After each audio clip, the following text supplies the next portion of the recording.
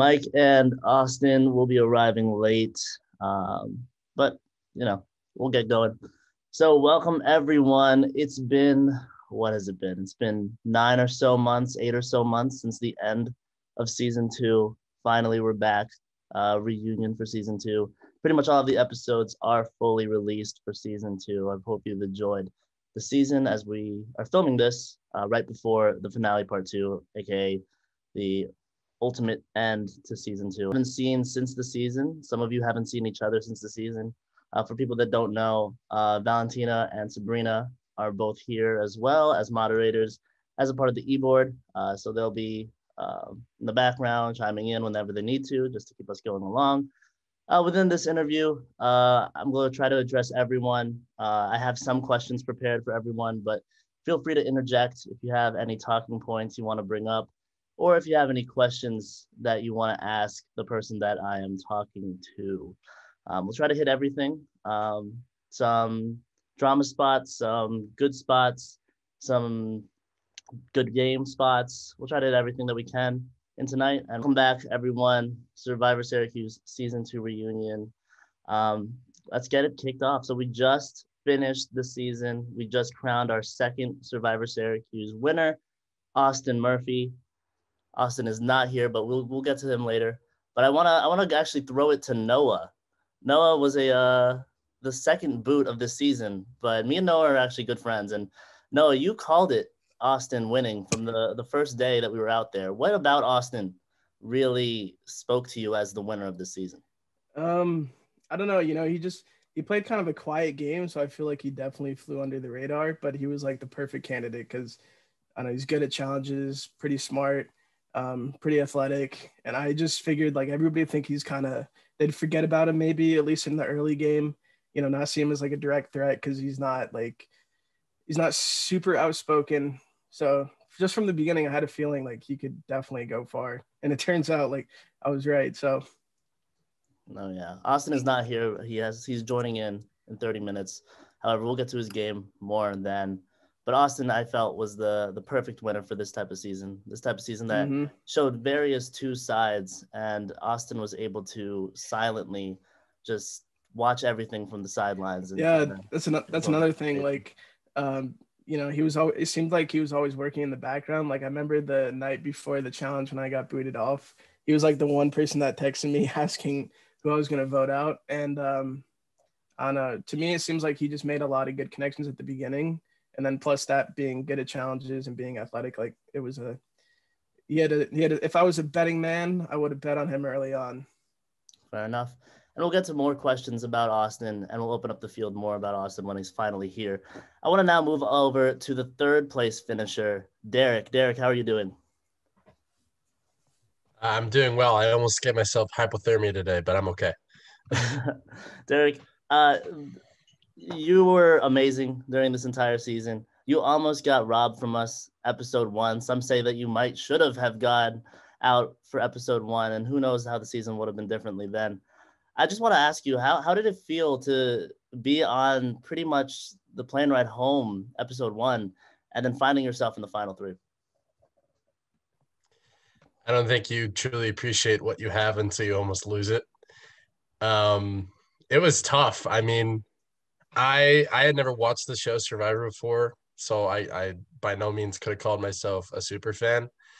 But from day one, I could like feel how passionate everybody was about it, and just kind of like the whole vibe around it was different than anything you'll ever experience. So I was like, oh man, really don't want to lose that so soon. So would have been really bummed if I left so soon. Oh, fair enough. Talk to me a little bit about your relationships in this game. Now, one big relationship that you had was with Mike. I want you to talk about that. But another secondary relationship that you had was with Summer, which ultimately saved you in this game. Yeah. So kind of funny you mentioned about Mike, because I feel like Mike and I's relationship was pretty accidental. The way it kind of all started was he either lived in Lawrence or Sadler, and my girlfriend at the time lived in Lawrence, so we just both happened to be in the cafeteria, and we saw each other one day, and we sat down and we started talking, and that was actually the conversation where Mike told me that the idol had already been found. And from that, I figured out that Hannah had led me to a fake idol. And just kind of from there, he decided to save me during that transition tribe moment, which to this day I'm still kind of confused about, but it happened. And from there, we just kind of grew closer and closer and trusted each other more and more. And then in regards to Summer, my policy during the game was I wasn't going to talk to anybody who I wasn't working with. There was no need for it. I consider it kind of shady to talk to people that you're not working with. And in my mind, it's a trust thing. And when Summer reached out to me and she started to form a relationship with me, that's when I figured, well, maybe in this moment I could trust her. And I think she kind of saw that for me too. She even said it in her vlog that, one of the reasons why she reached out to me in particular is because I had never talked to her before. I had never tried to deceive her before. And it's kind of because we had that kind of like neutral ground that we were able to start a new relationship that late in the game, and really served me well, and really served her well too. Really feel bad about how it had to come to an end. Didn't realize she was so conflicted at the end about that, but love Summer to death, and I'm really sad how she left. True. Summer, what are your thoughts about that relationship? I mean, we'll get to you calling Derek for the plan a little bit later, but what was your thoughts on you and Derek's relationship? I mean, he's the one who kept you in the loop pretty much when you had no one.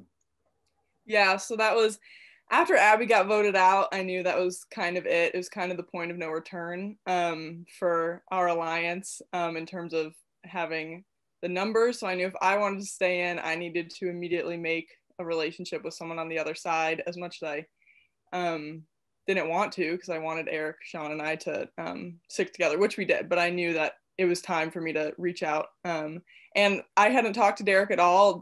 And he seemed like he was playing an honest game. He put in a lot of effort in all the challenges. So I was like, let's try Derek, because I talked to Mike before with Abby. That was like a whole long, weird conversation, and then nothing came out of it. So I tried Derek, and it worked for a little bit. Hell yeah. So Derek, going back to you, I found that your game was very under the radar, but at the same time, you said it yourself, you didn't really do much. I mean, after the first week, you kind of stayed back and hid in the shadows. Do you think that was a beneficial thing for your game that got you that far? I definitely think so. And I think one of the reasons for that is, and we saw this in the season, is I already had a big target on my back because of my snake advantage, which pretty much everybody eventually found out about. But, I knew that potentially having a double idol, and then on top of that, playing a loud, raw strategic game would have really put a big target on my back, to the point where maybe people didn't want to keep me around. Maybe when it came down to that 2-3 vote that got Eli out, maybe Mike would have looked at me as a big threat and would have decided to get me out of the game. Mm-hmm. So I definitely think it got me farther than I might have gone if I kind of really played a louder game, especially since I did have that double idol. Well, Derek, we'll get to the more final three implications on who would have voted for who if someone else was different there when Mike and Austin join in. So we'll get back to you there. But thank you for playing. The Stressy vlogs were a hit. Everyone loved it in the post shows. You had some fans out there for sure. But glad that my pain could be your gain. For sure. And the jeans were a hit. The jeans at the challenges were amazing, and a strategic point. But moving forward, season 2 brought us a bunch of iconic players.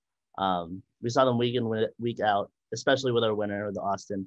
But people who didn't make it that far, once again, were iconic, and they should be known within the Survivor Syracuse community. And we had one of the most decorated players in Survivor Syracuse history, as well as college Survivor history, Geneva Guadalupe. Geneva, how are you? I'm good. How are you doing? We're doing well. So Geneva, just to recap, I mean, you went to, 11 straight tribals, and then you found 3 idols ever since you were on the outs in the beginning, achieving a feat that was like no other in any college Survivor. So you have to be proud of that. And I actually want to show a clip. We'll have clips in this, by the way, of one of the better, in my opinion, idol finds that we saw all season. Check out House. Rocks. John's garbage features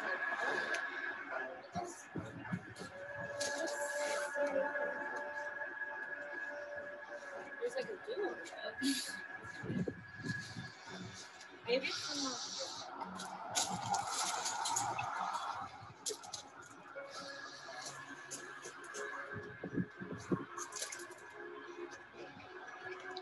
Is that it?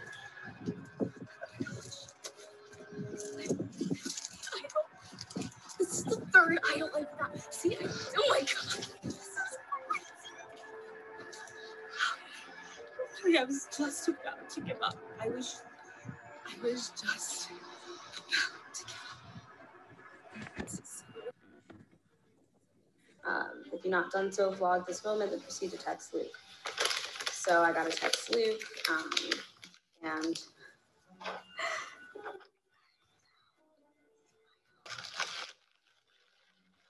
what to do tomorrow, because I have no idea how they're going to vote. I have no idea.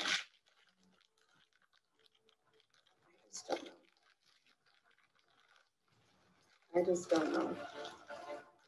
I have no idea how to put this out. And you should be 100% proud of your game. We said in the post show, I mean, everyone was rooting for you. Everyone was standing Queen Geneva. And I hope that reigned true in your head as well. That being said, a question for you. So in a season that was filled with such silent threats, like in Austin, like in Derek, you had such a front-facing game. You had such a out there exterior game. Do you think that was a downfall for your game because you didn't have that respect from the jury when you were playing?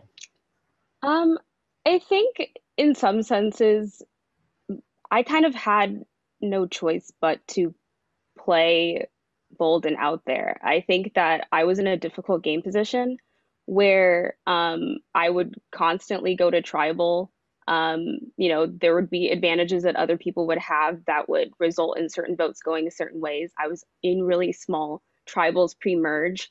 All of the allies that I had pre-merge went home tribal after tribal after tribal. So it got to a point where at the merge, I knew that I, one, needed to do something in my game to not only create agency for myself, but also put myself in a better position where I could make moves and that those moves could be seen at the end. So I knew ultimately that I would probably have a huge, target on my back. But at the end of the day, I was like, I'm still going to continue to play the game, how I'm going to play the game. And honestly, Luke, half the time at the tribals, you would ask me questions like, this is like the seventh tribal council that you're at. How do you feel? So I feel like a lot of the time you were kind of even telling the cast about my game. But I, I knew that one thing that I needed to do, especially considering a lot of the drama that went on, was I needed to show my game. I think that a lot of the times if a jury does not see your game visibly, they might not want to give you the votes at the end. So I thought it was important to be visible. Now I know that for some people that will make them a huge target, but one thing I can say that I did go to many consecutive tribals, and it took a while for my name to actually get written down. So I feel like I was still playing strategically and socially well enough that people weren't writing my name down seriously until final six. Yeah, that's a good point. And a question for, I guess, the jury or anyone who was, anyone in this chat pretty much. Do you think that still rings through, looking back on it, 8 months prior, that back then she might have, the jury wasn't on her side, but looking back on it, was it different? Anyone can really respond to that. Go for it. I don't know. I feel like it depends who she sat next to. I think she beats a couple people in the end, even if the jury was mad at her and made threats against her. I think Geneva can really speak for herself and speak for her game. And if she had made it there, who knows, I think that she would have won in some circumstances. I think she probably would have beat everyone just based off of how she could use her speaking skills. She probably would have had more information than anybody else in terms of a jury speech. And I mean, if you can back up your game and be confident in it, that's definitely something that not many people can do. So I think she would have won based off of that. Anyone else? No? All right, that is very valid. One of the best speakers, especially within everything throughout the season. I think if she makes it there, she has the utility enough to state her case in a persuasive enough way, even if the jury was against her at that point. So who would know? But moving forward, another player and another grad student, I would like to say, that was, in my opinion, taken from us way too early. The king himself, Nassan. Nassan, how are you doing? You're a graduate now. Well, how are you guys doing? How you doing, Luke? Doing well. Nassan, just your exit was far, like one of the worst ones. It came on a terrible day too, but I have a little, you have actually two to watch back. So just got back out of class, back to this idle search. We're back in Hall of Languages. The next part of the clue says, look me in the face and you better be right. Something in the face of the clock, right of the face of the clock, something like that. In the mud, digging for some idols at the right of Hall of Languages. Can't seem to find what I'm looking for. Still searching for this idol, hands all cold and dirty, digging. So as I'm walking around Hall of Languages, I just see this. So let's open it up and see what it is.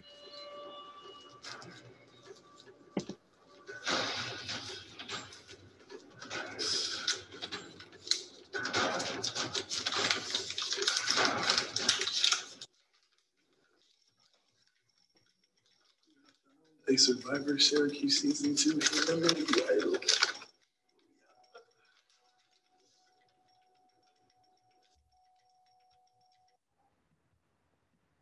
So I'm currently at the thrift shop right now. I'm looking to see if I can find potentially a fake Humility Idol. So I got this right here. Still looking at some, trying to find a deal. We'll see if I can find one that I feel does the part. I never thought I'd be buying or making a fake Humility Idol, but here we go. Got a great deal on it. $3.99 for a fake Humility Idol. Sounds like a plan. All right, the fake Humility Idol has been made. It's been wrapped up. Just scoping the area around Hall of Languages again. Making sure I don't see anybody. I don't know who that is. But gonna place it in the spot soon.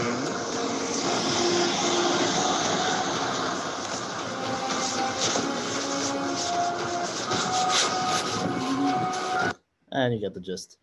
Nassan, what a great move that was. I mean, talk to me the process of thinking through that. I mean, you found the first idol of the season, and then literally 30 minutes later, when I'm just telling everyone on the e-board that you found it, you send me a vlog of you in a thrift store, trying to look for a fake idol. Walk me through that and the experience with that. I think it was day 2. I was looking for the idol. I just thought about it a little bit as soon as you sent it, and then day 2, I walked around. I think I had a late class that evening, so thought I might as well go ahead and look for an idol. Ended up finding it. Took some time, but ended up finding it, and then I guess I felt like a lot of people on my tribe would be looking for one, or if they find one fairly quickly, even like just another day after me, it might seem a little suspicious. So I just thought I'd put another idol there, have no one know that it's fake idol until, later down the line. No, hell yeah. I mean, I don't know if anyone knows this, but Nassan was actually a late ad. I'm pretty sure I reached out to him like a week before the season started, because someone dropped out over winter break. So I'm so glad that I did. That being said, a question that I want to ask you, Nassan, even though you went home, what, 3rd overall, 4th overall? I don't remember. But who would have you worked with either on Maroon 9 or moving forward on Zeleny if you were to stay? Well, I guess I would definitely work with Geneva and Mitchell. They were in the original Core Alliance. I would probably try to reach out to Andrew down the line a little bit see if we could work something. And as for the other tribe, I didn't know anyone too well, but I definitely thought about a couple people, maybe Noah, maybe Hannah. something different, try to throw people off.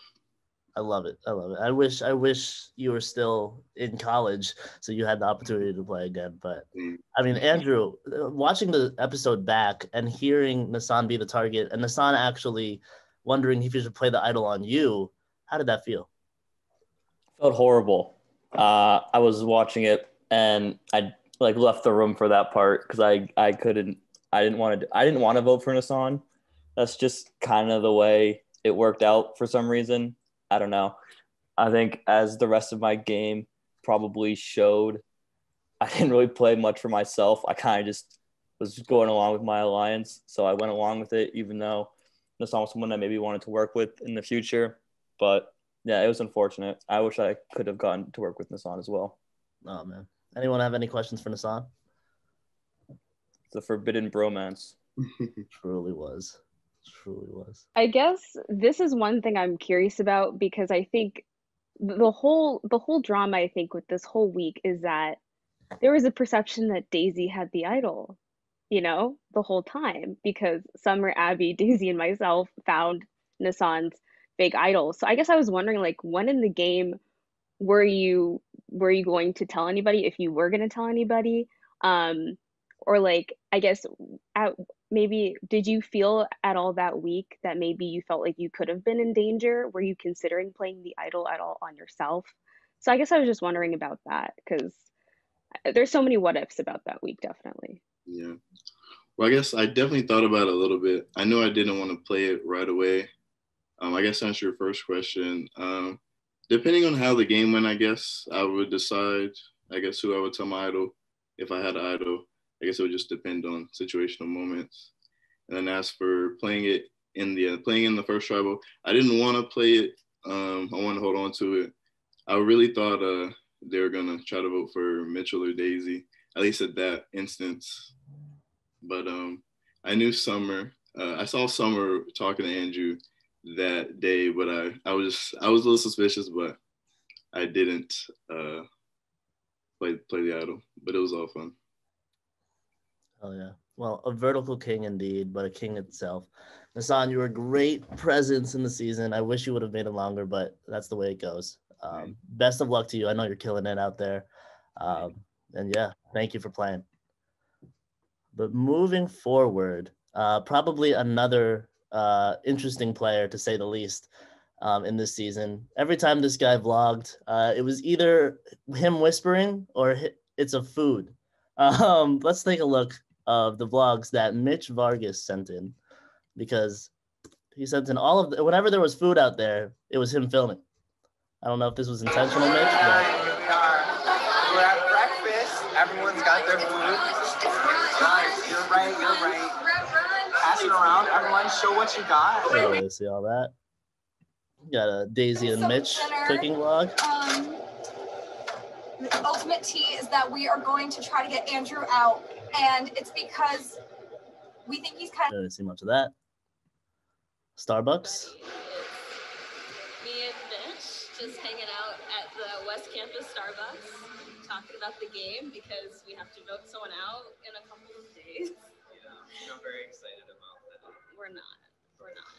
And last but not least, the best vlog. All right, everyone. Welcome back to my cooking show. Today we are making peanut butter and chicken. No.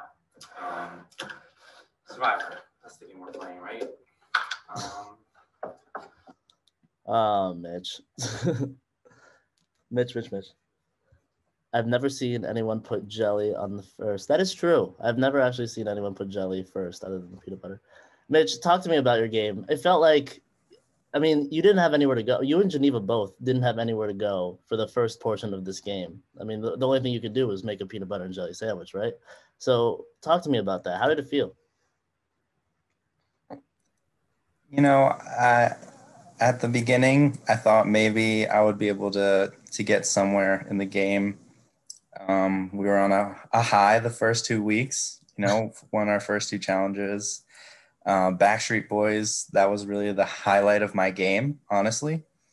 And then after week 2, it was all downhill. Nassan leaving, me staying by the flip of a student ID.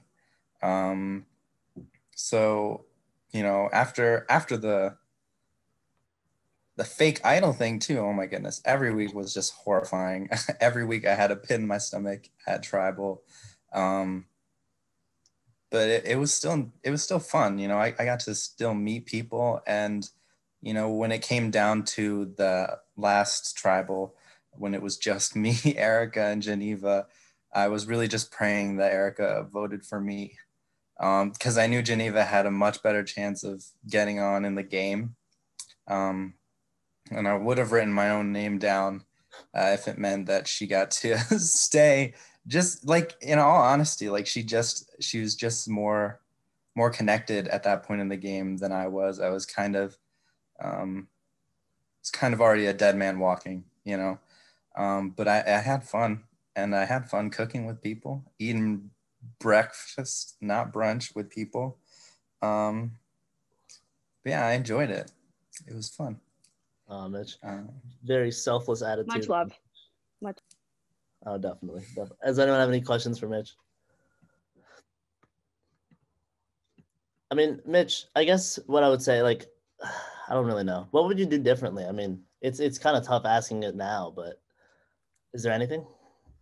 I mean, there's a lot could have done differently. I guess the first, just the way people jumped right out of the gate.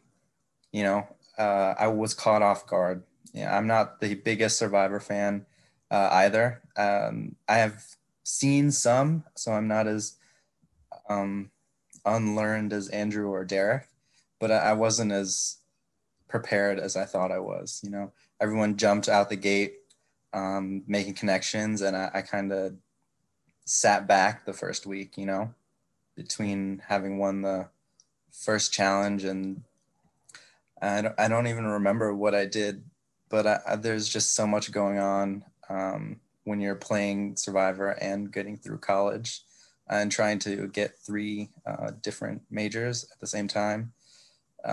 So it was challenging for sure. Just the stress that everything else put on me. But yeah, jumping out of the gate quicker would have been much more helpful, because, you know, I felt like when I started to play, it was already too late. Fair enough.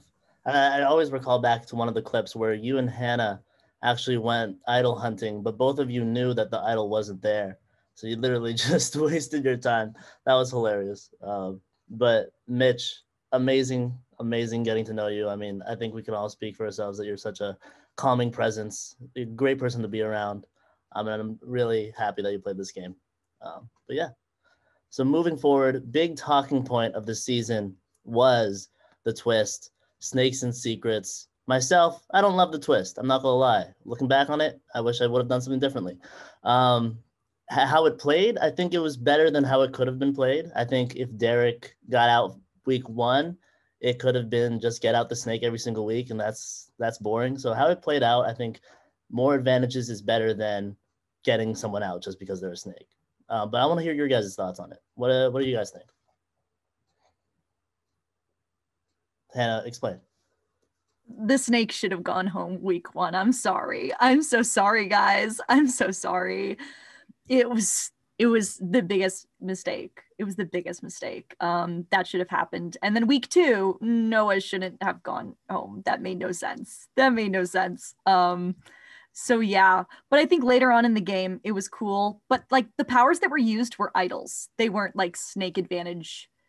I don't think we needed the twist. The idols were like a lot. They were a lot of idols. Anyone else on the twist? We'll get to the idols later, but I don't want to know why you think it was a mistake. Was it we'll get there. We'll get there, Derek. Okay. I've thought extensively about this. It's been a year. Yeah. We can bring it up now. All right. Why not? Just wanted to check. Yeah, I think personally, I think I disagree with what Mitch just said, because I think that not playing the game out of the get-go was like the way to like make it far in this game. I feel like anytime anyone tried to like play big or had an idea, that was like okay, they're the new threat. They're going to die now. We're going to vote them out. So like it happened, like anytime anyone had an idea or would get excited about things, like Jack was running the game and then Jack went, and then Andrew got excited and then Andrew went, and then Abby got really excited and then Abby went. And then Geneva was like, yeah, I made it. Cool. Geneva went. So I feel like keeping your head down and not playing was like the name of the game. And like I was very excited. I was very into my bit that I was doing that I don't really want to talk about, the fake idols. Like I was very into my bit. I was very excited. And like, I think that if I wanted to, my mindset then was I wanted to work with Austin, Mike, and Erica. And if I actually wanted to work with them, I should have voted out Derek.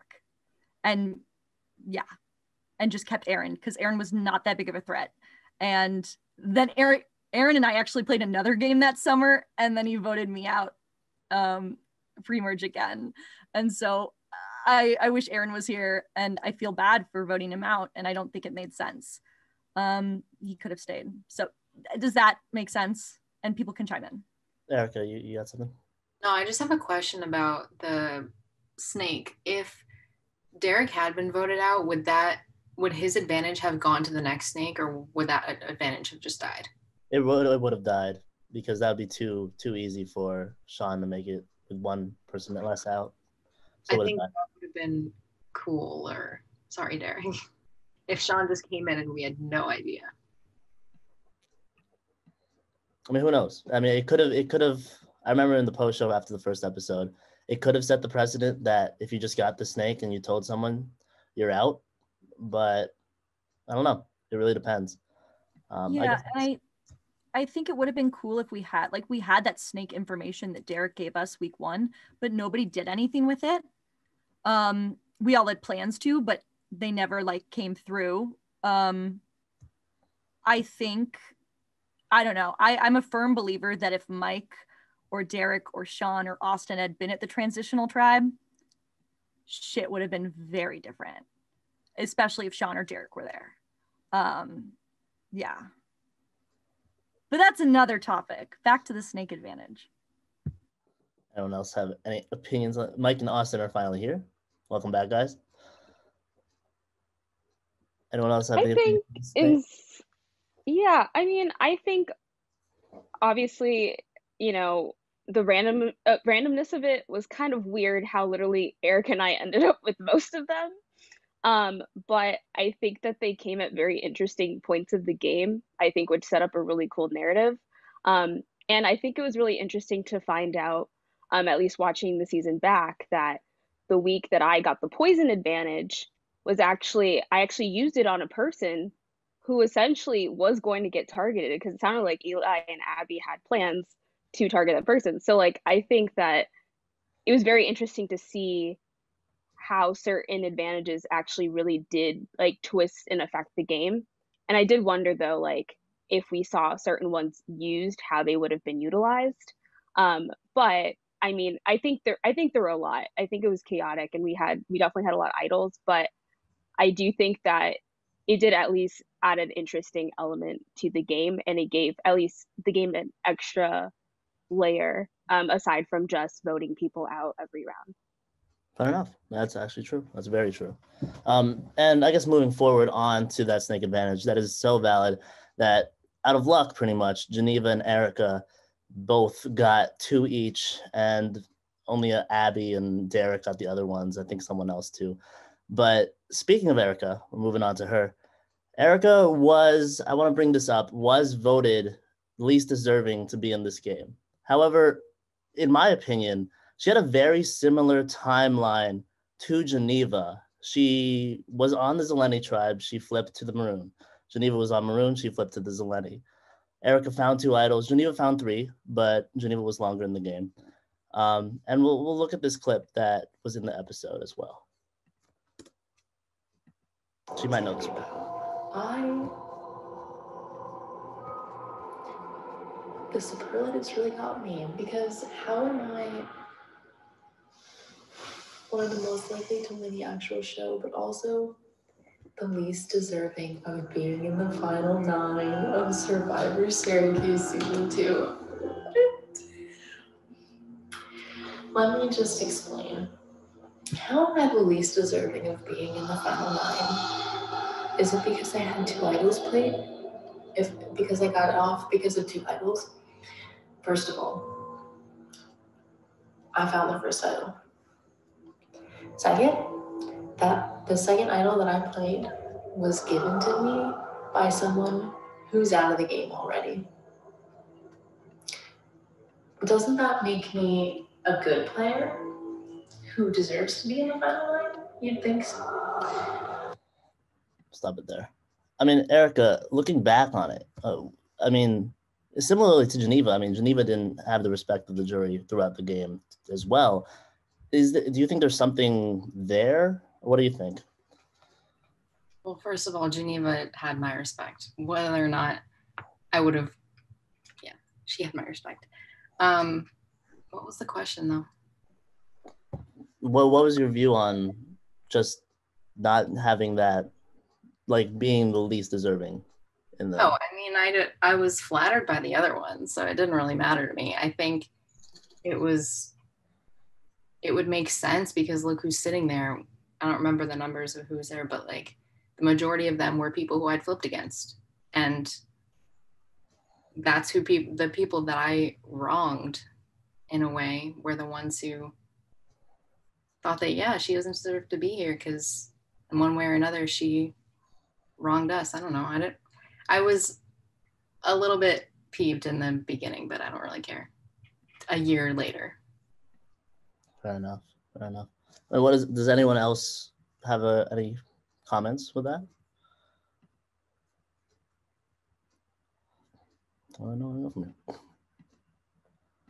I mean, despite all the advantages, what was your opinion of them? I mean, I remember going through all of them, and you had pretty much every single post challenge confessional. You had it. Yeah. One of the times I knew I was picking it as I picked it, and I don't know why my brain was like, yeah, continue with that motion and pick that one up. It was it sucked to have them because then you have the pressure on you, and especially getting one early, it was like, shoot, am I gonna be the first person voted off because they're the snake? But at the same time, you know, if you're gonna play, like you want to participate in playing, and getting the advantages was my biggest like participation in playing the game of Survivor. So it was fun to get them. Whether I would have used some differently, not to say that I would necessarily have swapped tribes because everyone likes to hate on me for that, but it was cool to participate in them. Fair enough. Well, it's a feat to say that you made it as far as you did with all of that pressure on you, especially with the idols and with the advantages. And I think you deserve the respect, similar to Geneva, because you guys had a similar timeline, in my opinion. But yeah, so moving backwards, I guess you could say. Austin and Mike, welcome back. I want to point out probably the biggest part of the season, the Final Four. First of all, the Final Four kind of debacle in the tribal with you, Derek, and Austin and Addie, and then the challenge. So I quickly edited this, kind of merged it all together. So we'll watch a bit parts of it and get your guys' reaction. Challenge to earn a spot in the final 3. Addie and Derek, you both have a 1 in 3 chance of winning this game, and either Mike or Austin will join you. How many hours?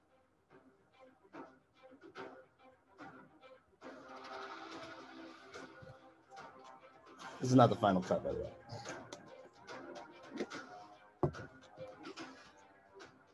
$20 seconds.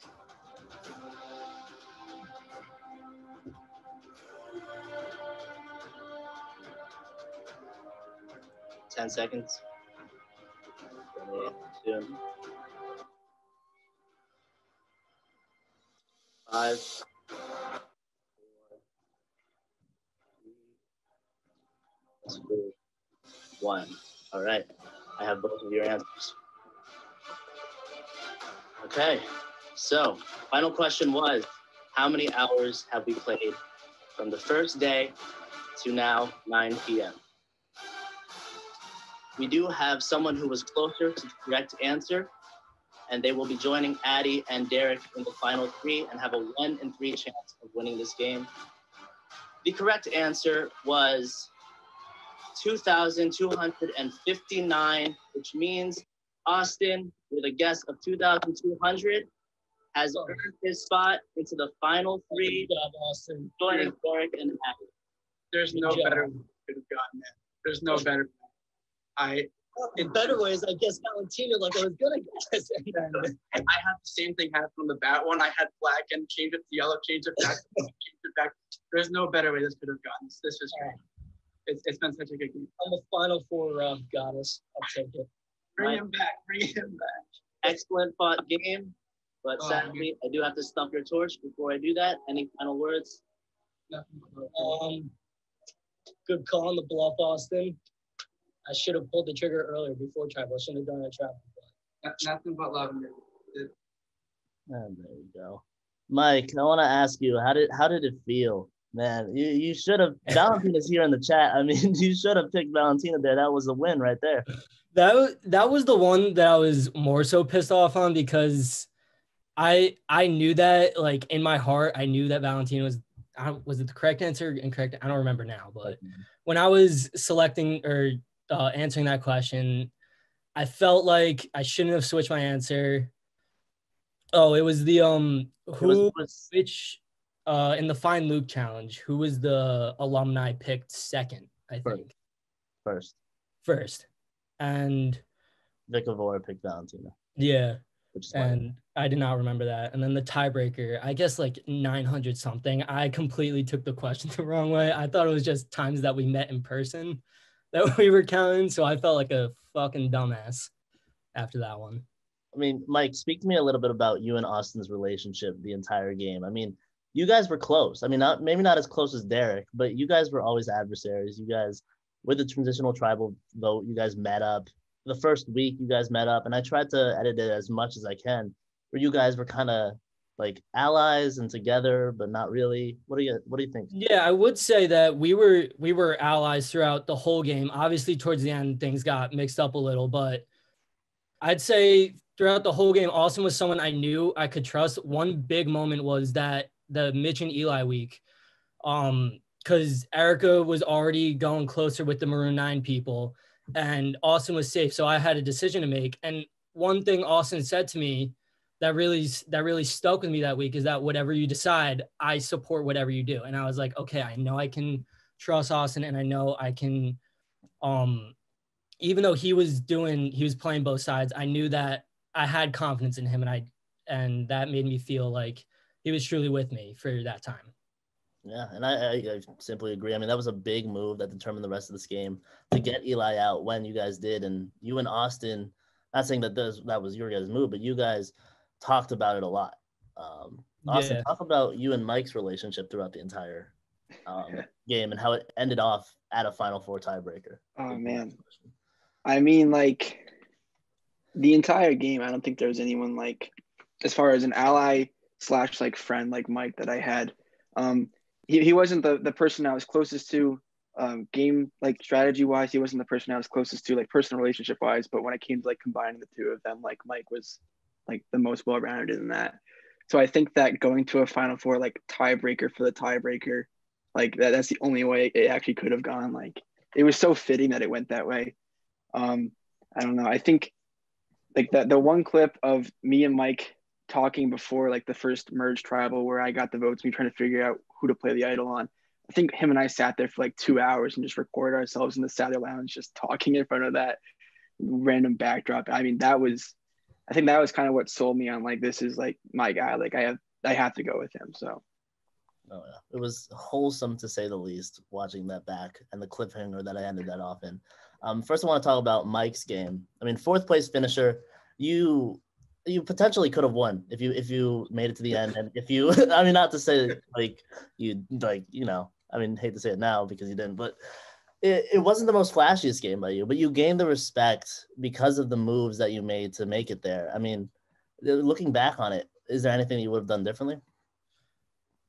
There's not a lot I would have done differently, because, like, a lot of the moves I made, some of them were kind of like especially that 3-2-1. It was a lot.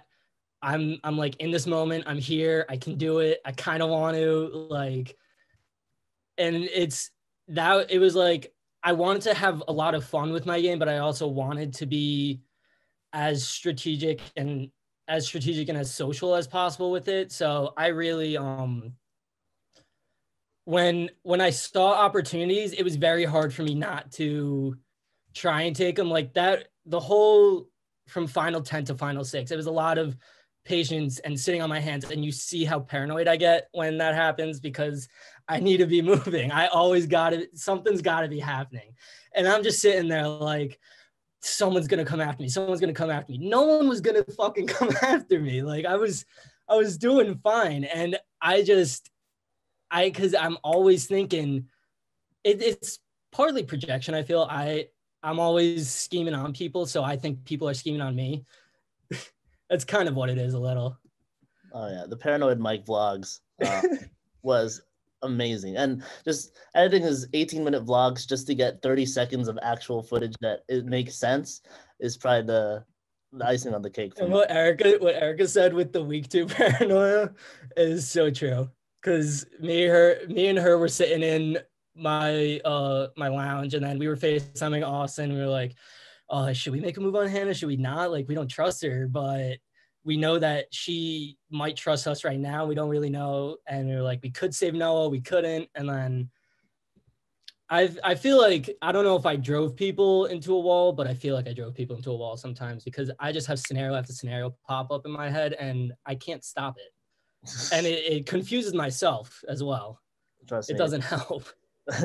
If anything, you made the game relatable because I think if anyone watching it, they'd be in the same position as you. That being said, I'll talk to Austin's Final Four performance in a bit because I think that's ultimately what won him the game. But Mike and Derek, I want to talk about Final Four. Is there any inclining that goes back to that and says, should we have voted out Addie? I mean, I wanted to vote out Addie just because I figured it was going to tiebreaker and I would have been more confident against Addie in a tiebreaker. Derek? I think about it every day. Every day. Like as Mike said, literally like when we were casting our votes, he texted me, he's like, do you want to switch to Addie? And I was like, no, let's go to Austin. And I think it was partly out of selfishness to me because I thought that ideal final 3 for my game would be a Mike, me, Addie scenario. But looking back on it, the safer play would have definitely been to go for Addie. And then I would have been a crazy final 3 and who would have made it to the final 2. So definitely regret it every day. Oh yeah. And now moving on to Austin, that Final Four just tribal performance. I mean, the post-show people were raving about it. It's just something about you, man. It's just anytime a stressful situation happened, no offense to Mike and Derek, I mean, you guys were paranoid. Austin, just you seemed very calm, cool, collected. I've never seen you shaken up before. Talk to me about that Final Four, and I also want to talk to the jury's viewing of that. I think so. I had heard from Addie like the small talk of like Derek mentioning like to her that I had called him or something, or had called him or something, and that I was flipping against her, like that part of the lie. And I had told her like before tribal, I was trying to talk to her right before tribal, and you cut us off like, yo, you got to join this tribal council. That it wasn't true. And then we hopped in, and like before she even got to like propose the question of like who's telling the truth, I just jumped in. I was like, no, this is exactly what happened. And I had just recorded a phone call with Derek right before that tribal council where I had said specifically to Derek that in no situation I would vote for Addie at all.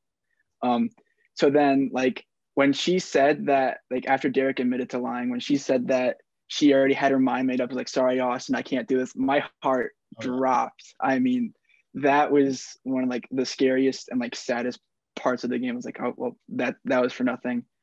And then the argument kind of like picked back up again. And then Mike brought out the fake advantage. And I just sat there like, what can I do? So I don't know. I just took it and hoped for the best. And I think everything put together sort of started to crumble, and whether or not Addie saw it through that or if she just voted the way she wanted to, I don't know. I just hoped it worked out, and it did. Well, it was amazing to see. I mean, talking to the jury, what did you guys view when Austin and Dare were kind of battling back and forth on who's telling a lie, who's telling the truth? Do you think that's what won Austin the game? I mean, I had no idea what was going on. So I think if I had like the slightest idea of like what was true and what was happening, it would have been more interesting. But when you really have no clue what's happening, yeah. I knew as soon as Mike pulled out that advantage, I knew he was the one lying, because there's never anything in Survivor in terms of advantages that are valid past the final 5. So as soon as I saw that, I was like, oh, he's full of shit. But it was a really good play. I probably would have been crapping my pants if I was Austin, but he has a good poker face, and it worked out for him because Eddie believed it. I mean, Eddie believed that Austin was like being passionate about trying to tell him it was a lie, so he did really good. Mm-hmm. Yeah, I don't think it was just that one move that helped Austin win, because I think it was more like the way he played the whole season. Oh, yeah. But I think it was smart of him to bring up the like click on the name and show me the phone number, because if he hadn't asked that, then who knows what Addie would have believed. Oh, 100%. Yes, Derek. I just do want to add, because the people in the post show did talk about this. I was zooming on my phone, so I literally couldn't screen share. So it's not like I was like, I'm a grandpa and I don't know how to figure this out. Like I literally couldn't do it. And then the other thing is too, is that one of my biggest regrets too is, Austin, you brought up like, oh, he probably changed somebody's contact in his phone to be my name. That's exactly what I did. And the thing that I wish that I knew at the time, but I didn't know that you could actually delete like calls in your call log. So what I would have done if I knew, I would have slapped back and been like, well, he could have just deleted the calls from the call log. And I was like, rats, didn't know about that. So big regret. Oh, it was, and speaking to Abby's point, I mean, with Austin's game, I felt like it was the perfect winner for the season. And I think that's because of positioning. I mean, Austin was never really the biggest threat. I mean, he was always a threat. He was big brain, Austin Murphy, 4D chess. I always called him that. He finished those puzzles real quick. In the beginning, he was easily known as a big strategic person. So he was a threat, but he was always needed. I think that's what really sold Austin. He was needed when for the idol play. That wouldn't have happened with them. He was needed the second week the idol play happened. I mean, Austin, speak to me about, why do you think you won this game? I think that there was a part in the middle of the merge where I wasn't so concerned about winning. It was sort of just like, it was sort of when it became clear that there would be no like mixing of sides between like me, Mike, Derek, Addie, and Geneva, and then the Maroon 5 people. And that was just the dynamic of the game. And I think at that point, when I kind of realized that, like, even when I reached out to people on the other side and was like, hey, like, I can't promise I'll work with you, but like, at least try to pitch me something. And I wasn't getting anything back, that like, I was in the spot I was comfortable in. And at that point, I was kind of more concerned about just like enjoying the rest of the game with those people. But I think that once I got to the end and Geneva got taken out and I kind of took the game seriously again and started playing for myself, I think me getting to the end with like the level of knowledge of the social dynamics and the game dynamics that were in play and being able to navigate the end game like that definitely was probably the reason I got to the end and won. But I think being able to talk about at the final tribal council my relationship with everyone in this Zoom call and everyone that was a part of the season, that wasn't strategy at all. That was just the way I wanted to be a part of this club and play the game. But I think being able to at least like take that away and name something about everyone that I knew and like valued and enjoyed talking about with. So I think being able to mix all of those things together definitely like made it a winning season. I'm glad I took away all those relationships and everything. It didn't matter if I won or not, but being able to sit up there at the end and have that to say, like, I think it's an impression you leave on the jury. Oh yeah. And when you started listing off everything that you knew about everyone and the conversations you had it sold right there. I mean, I don't think anyone can come back from that. So the mixture of your strategic game and the social game really won you this game. And I think it's very valid and you well deserved. That being said, since this is a reunion, got to ask the question. So if Derek makes it in against Austin instead of Addie, what happens then? I mean, it's 8 months in the future, so who really knows? But who out of raise of hands, who would who would vote for Derek in that scenario? It depends for me. It really depends. Yeah, I was gonna say It's I all don't. speculation. That would I be have to think would have been about much it. closer vote than with Addie, but yeah, I don't know. I don't think I remember enough about tribal council or the final tribal council to make a decision. But I think it would have depended on what they said because I know that both of them had made big moves in the game, so it would have been, in my opinion, I think it would have been a toss up. It would have been close. I'm with Andrew. I would have needed to hear what do you call it, tribal speeches, because it would have been pretty close for me. I think I would have done Derek partly because I was in debt to him and I appreciated that, but also because I appreciate a player who can make really strong alliances that last the whole game. And I think he did that with Mike and with Austin and Addie. And the fact that he made it to the end with them, I think, showed that he made some good choices in the beginning. I think based on gameplay, I would have voted for Austin, but it just all depends on the final jury speech. Mm-hmm. Now, looking I think. Oh, you go for it. Whoever's talking. No, I was just gonna say I think it would have been dependent on speeches. Ultimately, because I think I knew Austin was playing a quieter game, but I also could tell he was very analytical, so I would have wanted to hear what he had to say. But I also know that there were some weeks when we would have group chats, Derek would be like, "Oh, I'm sorry, I wasn't doing much this week." So then that's where I would have asked him more about his strategic game because he definitely did really well and had a really strong social game, but I would have wanted to know more about his strategic game in that aspect and more about Austin's pre-merge game. Fair enough. And now doing another speculation out there. Mike, if Mike somehow makes it to the end with Austin, what happens then? Who has Mike's vote? I think. Oh, where were you? Sorry.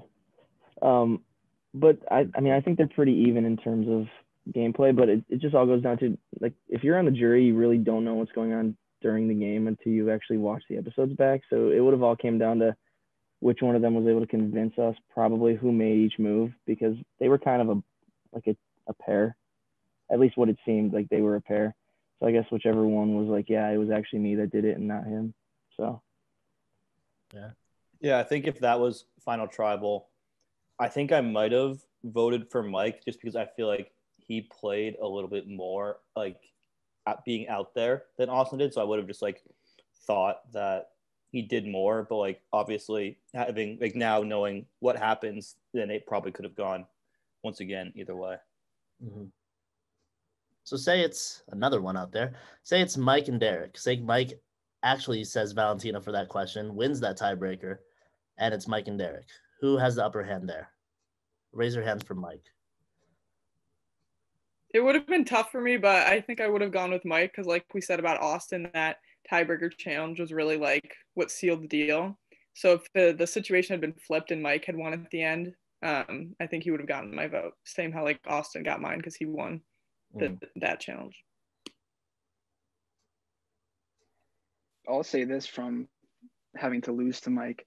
I think as being part of the season and playing through it and not seeing it from the jury perspective and any emotion from being voted out, I was kind of confused at some points as to what separated Mike and Derek for a long way or what separated them from me and things like that.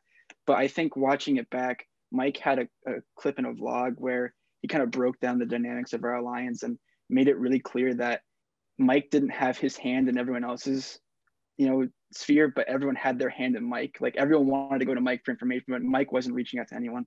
So I think being able to see that combined with kind of how Derek's game kind of crumbled at the Final Four when I loved at the Final Six when you went full I was Mr. Nice Guy, I'm gonna wipe that off and bring out this evil side. I loved that. But I think when you backtracked on that at Final Four and confess to Addie and kind of mix those two sides, that's kind of what lost it for me for you. So I think Mike being able to really have dynamics over our alliance in the game was what separates them for me. That's a real good point. That's a really good point. Anyone else have anything to say?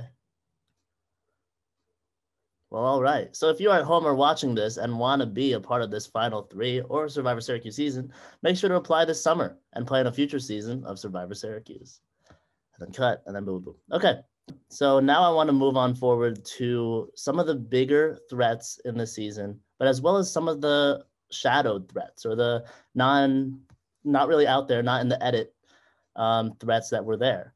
I want to talk about Eli. So Eli, how are you doing? Tell that, Mitch. I'm doing pretty good, Luke. Doing pretty good. Amazing. So Eli, you were considered, I remember, I don't have the footage on me, but I remember in the rites of passage, like the trio where Derek, Addie, and Austin were walking through everyone. You were the person that took the long time talking about, because they all said if you weren't eliminated there, if Mike was out or if you had an idol or something, you could have been in that final. And I believe that the same way. And also the amount of passion and the amount of love that you had for this game really didn't show a lot. And it wasn't really evident to your tribe mates, in my opinion, but in the edit, it was very evident. And I have a clip from it. An hour before the challenge. I'm feeling very nervous because I know it's going to be my name on the block. I know the other tribe wants to vote me. Something about like Jack and I being threats, but they don't want to vote Jack to I don't know, because he'll be an easy vote. I don't know, in the future to get out, something like that. But I'm confident in our 6. I'm pretty sure Erica's with 99% sure Erica's with us. But if Hannah plays her idol, I'm gone. So we're banking on that. We're banking on her not playing her idol. And if I get voted out, I probably will cry. I love Syrvivor so much.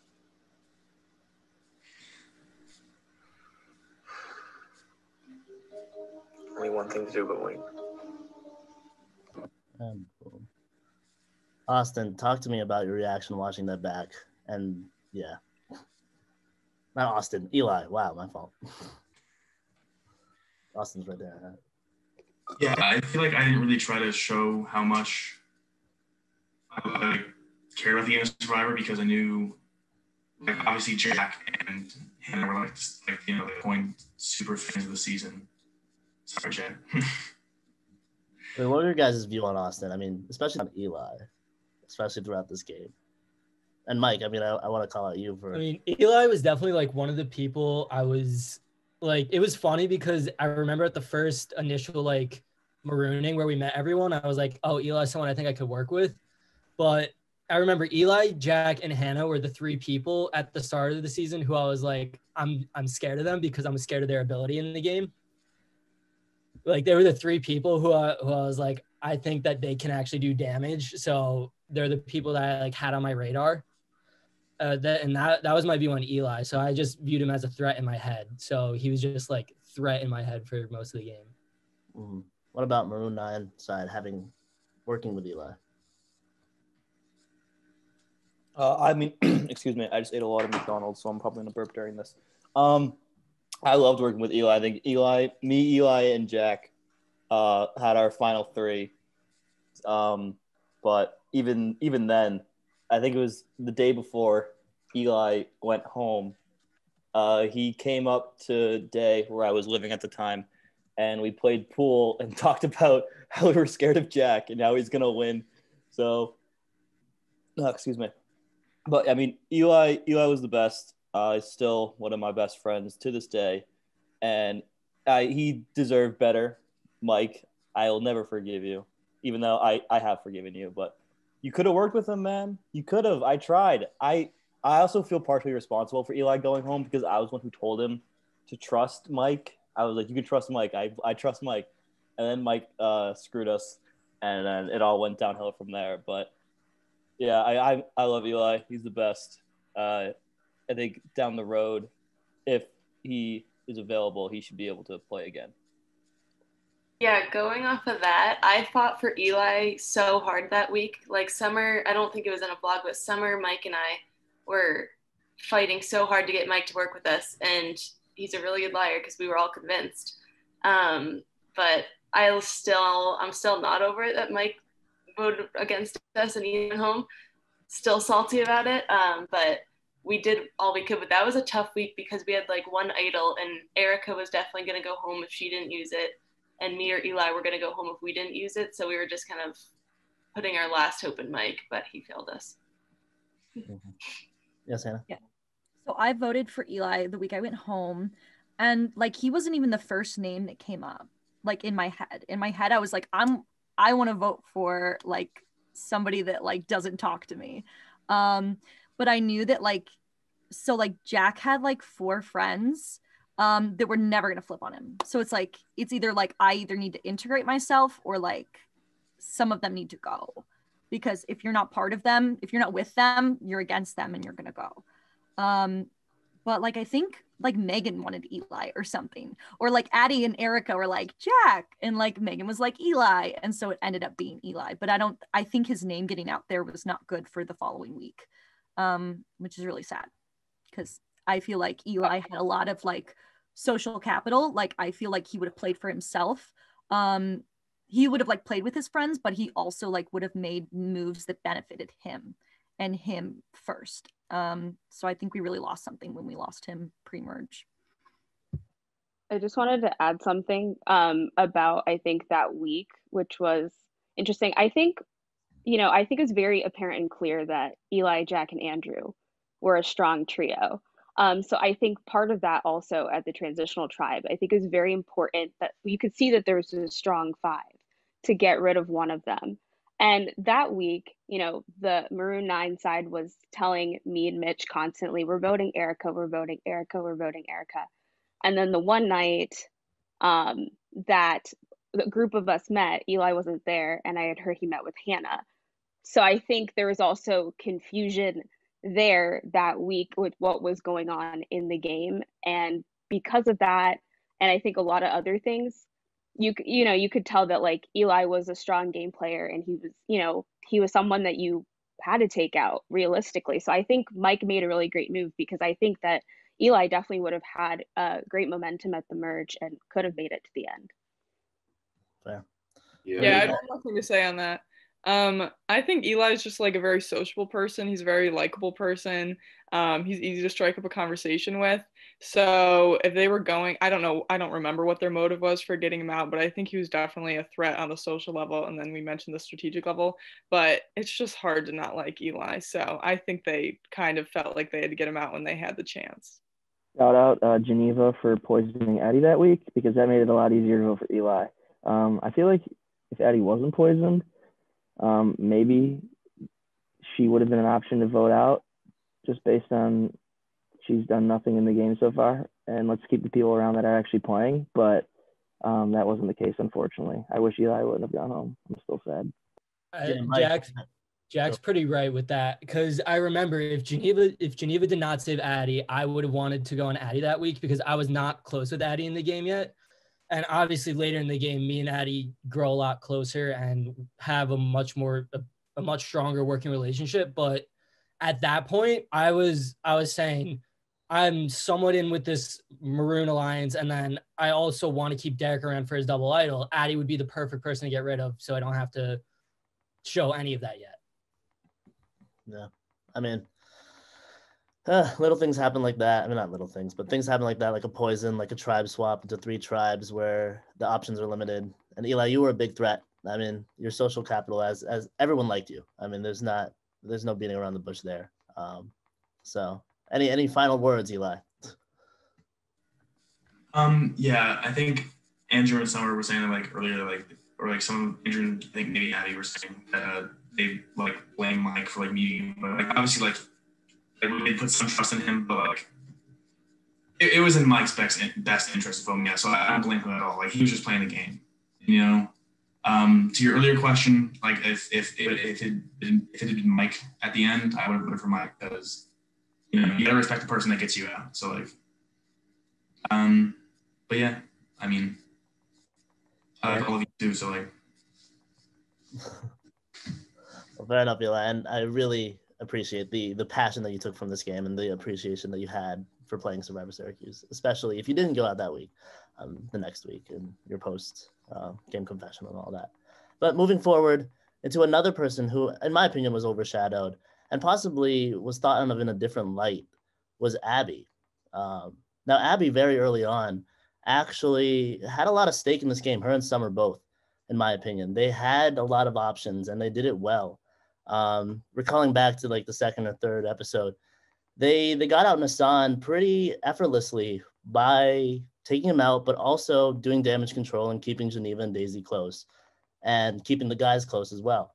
I mean, it's up to interpretation on which side they should have joined, but I want to replay a clip from that moment.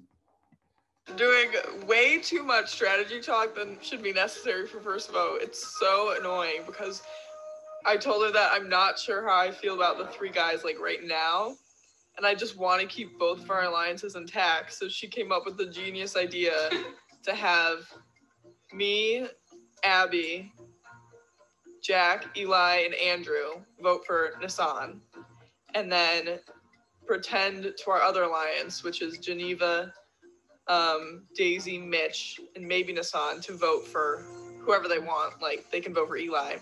But then Nassan is the one that ends up going home. But then we tell them that we flipped and voted for Nassan because if we didn't, they were going to vote for Daisy. Right? Yeah, so pretty much Summer and I are in the middle of two alliances right now. Maybe it doesn't on the front. Yeah, so pretty much Summer and I are in the middle of two alliances right now. So we have us two with the three guys, Eli, Andrew, Jack, as one side, and our other side being Nassan, Mitch, Geneva, and Daisy. So we're trying to brainstorm a way that we can go get through this first vote without pissing anyone off, which seems impossible. Yeah, it seems pretty impossible. My one thought is to vote with Andrew, Eli, Jack, tell them vote for Nassan, us five vote for Nassan, Nassan's gone, and then our justification to Geneva, Daisy, Mitch, and Nassan, he'll be gone, as to why we didn't vote with them is because us flipping and going with the guys just for this vote, we'll tell them, it was the only way to keep Daisy in with her idol. Yeah. Whatever. And it worked. I was surprised it worked, but it worked. It was such a complicated plan, and I thought everything about it would go wrong. I mean, there's no way they can get both sides to understand what they were doing without them being mad at each other. But it happened, and they had options moving forward. Abby, walk me through that discussion with Summer, and also your relationship with Summer that started pretty much at this point. Yeah, I always felt bad about this vote because I do feel bad Nassan went home. He just kind of got caught in the crossfire in my thought process. But looking back on it, we had zero idea he had an idol. So sorry, Nassan, that was a good move. Got the idol out of the play. But also, yeah, my relationship with Summer started when Summer whispered to Eli to pick me next. And then we just kind of clicked from that point on and became a tight alliance. And then once we realized we were the two that were in that good position between two alliances, I think it kind of solidified our alliance throughout the game because we realized we were going to start having to make moves and decisions together. So she became one of my close friends that way. But yeah, it was a tough plan. I didn't know fully if it would work, and I still don't know if it did work seamlessly because I don't know if Geneva, Daisy, and all them ever truly did forgive us for that because we kind of banked on Geneva working with us later on in the Andrew vote out, but clearly she didn't. So it may have always been struck a nerve with them. I'm not sure, but yeah, I'm kind of glad of how it came out. Oh yeah, I want to talk about the Daisy vote because that was the vote right after. Was there any you decided basically when Summer decided to go with the Andrew, Jack, Eli? Was there any inkling that you would go with the girls' alliance with Geneva and Daisy and possibly Mitch thrown in there too? It's hard to think back this far now. It all came down to the challenge where we answered questions about each other when we were all in a room and then people would leave one at a time. Me, Summer, Jack, Andrew, Eli were the last five in that room. And that's when Maroon 5 started because it was us five. There's no vlogs of it because we couldn't have our phones, but we kind of all looked around at each other and were like, yeah, this is a good 5. And I think we had a good talk in that room that kind of solidified our alliance. So I think from that point, from that talk, at least I knew, I don't know about Summer, but that I wanted to work with them going forward because it seemed like a tight alliance that no one would really see coming. Fair enough. Yeah, I'm just gonna be honest. I was very torn in those votes because I didn't want to work with the boys. They know this. It's not a surprise to people. But I did because Abby was my closest ally. I'm not blaming Abby, but I did because Abby was my closest ally. I really trusted her. So I was like, okay, maybe we can go forward with this. But like, I just knew it was going to be tough to sell that story about Nassan. And yeah, it worked like at the tribal, like he went home. But I don't think it actually worked because I think our ties with Geneva and Daisy and Mitch were never to be repaired, especially after we voted out Daisy. So, yeah. Can I address something just so, because I know there are questions, so I guess I have a couple answers. So actually that week, it's actually interesting because I think there were a couple votes that were supposedly blindsides, but I feel like I should have saw them coming. Because Abby and Summer did say like, oh, what if we vote out Nassan? He would be an easy vote. And I was like, well, what's easy about voting him out? And then they're like, okay, well, we won't vote him. So I was like, okay, cool. You know, he said he's going to vote with us. So we have a 6. We should be good with the vote, etc. So the vote happened and, you know, the blind side happened. So I definitely didn't fully trust them. But that week, you know, I was on the bottom. I was basically left out of a vote. So I had no choice but to work with them and keep myself safe. And that was the week where, you know, Jack, Eli, and Andrew were all like, come vote with us. Let's do the vote split on Daisy and Mitch because of the idol. So that's kind of what happened that week. So the guys got me in that vote. And then eventually, you know, Summer and Abby, of course, were part of that too. And then they knew I was clued in with that. So that's kind of what happened there. And then following that, you know, being told Erica all week for that other vote, and it was Hannah, it was like that was 2 votes where I was left out. So that's kind of where it was a little bit difficult to regroup at the merge, as much as I really did seriously want to work with Abby and Summer from the beginning of the game. Yeah, I don't blame Geneva at all, because if I was in Geneva's position with my competitiveness, there would have been no chance that I would have flipped back to work with the people that blindsided her. But it was our last hope to try to save our alliance. And last but not least, Can I chime in there? Yeah, go for it. Go for it. Okay, I have a question for both Summer and Abby, and honestly, the whole 5. That Daisy vote, getting Daisy out to me was a huge mistake because the 2 of you, Abby and Summer, could have swung that Nassan. Like Nassan had to go because of the guys. But if the 2 of you had then worked with Geneva and Daisy to just get me out, because like you didn't have to get rid of an idol if she had no other choice but to work with you 2, because you were already working with the 3 guys. And if I had gone, then it would have been a 4 girls against the 3 guys, where you have then even more power to either string along Jack, Andrew, and Eli, or Daisy and Geneva, because even if they still have an idol, you only take you can still split votes with 5 versus 2. So I was really confused as to why Daisy went home and not me. Like, I mean, I was grateful because I got to stay longer, but it didn't really make much sense, you know? Well, I get what you're saying, but I think we thought that you and Daisy were too close, or even you and Geneva were too close. And if we had told them that we wanted to get you out, they wouldn't have wanted to do it.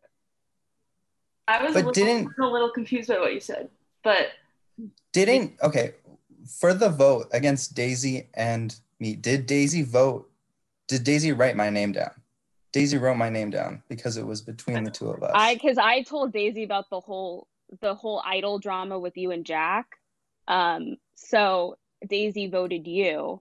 Right. So if you already had Daisy to write, I don't think we Right. knew that Daisy was voting you. I think that was Geneva's doing. I don't think we were aware. Okay. Well, we one also thing, thought Daisy had an idol too, so we were like, let's Yeah. keep that out of her. And Daisy was Yeah. sketch. Like the night before tribal, she put me, Eli, and Andrew in a group, and he was like, "So what's the plan, guys? Like, I have an idol, and I don't think I'm gonna play it, so don't vote for me."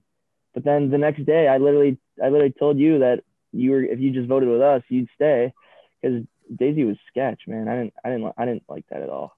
and one thing with the idol that she had, so I found one of Hannah's fake idols prior to Daisy ever finding Nassan's fake idol. So then I went idol searching with Summer and Daisy and Geneva, me thinking I have an idol in my pocket, and then I'm just wasting my time searching with them. Then Daisy finds one, and I was like, what the hell? And so I was like, okay, one of ours is fake, and I didn't know whose was fake. Little did I know both were fake, because Nassan had the real one in his pocket the whole time. So I think I also wanted to flush that idol to see if mine was real too, because there was so much confusion about idols for me that week. But I just don't like the idea of idols in the game.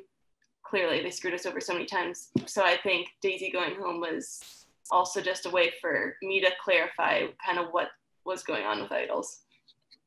Fair enough. All right.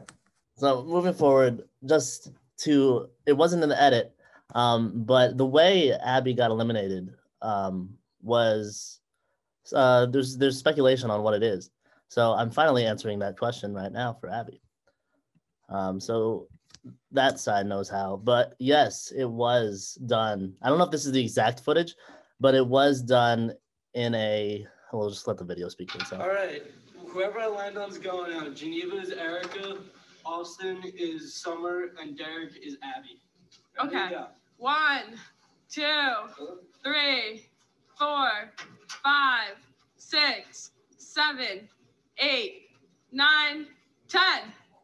Yeah, that's not the right footage, but that's basically how it went. I mean, Abby, knowing that Such a lame way to go out. I know. Like, no strategy, just a random vote out, but whatever. I mean, anyone from that side want to speak to that idea? It's the same strategy we kind of had originally, picking out of a hat. I think it was to speak because Sean had his idol. We didn't know how he was gonna play it, so it was more so we knew we weren't gonna vote Sean, and then just for randomizing purposes, like we can't predict. We don't know Sean. Like I did not talk to Sean at all in the game. I think Derek was the closest person with Sean in our alliance. He didn't know what he would have done, so we were like, best way to try and guess is to not guess and to just make it random on who he wouldn't do it. So we were just like, okay. Fair enough. Just to add, I think another thing I had thought about was I was like, if Sean were to play it on someone other than himself at that point in the game, I would have thought it would have been Summer, just because I had had a couple conversations with Summer about how like close she was with Sean in the game. So I thought that could have been a probability. But otherwise, we were just kind of like, they might have a specific reason why they're going to vote someone, but because the probability is that we could go to rocks, we just decided to just choose someone at random and maybe someone who would least likely to get an idol played on them. And then ultimately we had the whole fake idol plan, which is kind of really what our plan was going into tribal, to suss out who the vote was actually on. For sure. Well, yeah, it was a good. Go, Abby. No, I was just saying it was a good move. But Abby, I would like to say that your competitive and your strategicness was definitely like, it was shown, but it wasn't shown that evidently, and that's my apology to you, because I know I have it in you, and I know there is those vlogs with that. Is there any final words for you, Abby? No, I had a great time playing with everyone, and as much as I get competitive, I did enjoy playing with everyone that was either in my alliance or not, so it was a great time. Fair enough. All right, moving forward. Oh, Eli has to go. Bye, Eli. Moving forward, I've held it on you guys long enough, but probably the biggest clash this entire season was the Hannah versus Jack versus Hannah, whatever you want to call it, during the transitional tribal and possibly even before then. So I want to gauge your guys' opinion on it. What happened during that transitional tribal or weeks prior to that transitional tribal that caused such a, I don't know, clash? Hannah, you want to go? Jack was scared of me, and I said, "You don't have to vote Addie or Megan," and at the transitional tribe, and Jack was like, "That's sus. Let's vote Hannah." And then yeah, and then the rest is history. I mean, it's What definitely else? more than that.